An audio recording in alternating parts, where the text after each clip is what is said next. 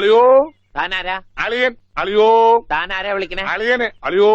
അപ്പൊ താൻ തന്നെ തന്നെയാണ് അളിയാന്ന് അകത്തേക്ക് നോക്കി വിളിക്കണത്. നേരാ. എന്താ ഇതാ നമ്മുടെ ഉണ്ണി.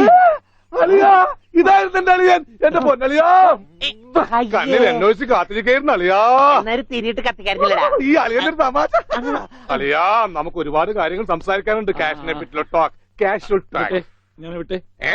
ആഹാ, ഇത് എനിക്കും കൂടി അവകാശപ്പെട്ടതാണ്. എന്റെ അളിയൻ, എന്റെ സ്വന്തം അളിയൻ. ബാലിയ, നമുക്ക് അകത്ത് പോയി സംസാരിക്കാം.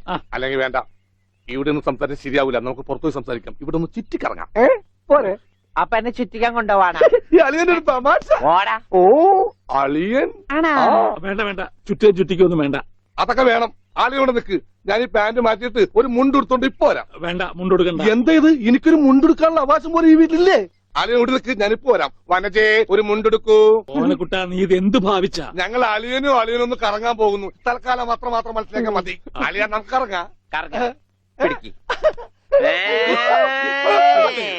ഈ കറങ്ങലല്ല, നമുക്ക് അവിടെയൊക്കെ പോയി ചുറ്റിക്കറങ്ങണ്ടേ? കള്ളൻ. ഓനക്കുട്ടാ വേണ്ട, ഞാൻ പറയുന്നു.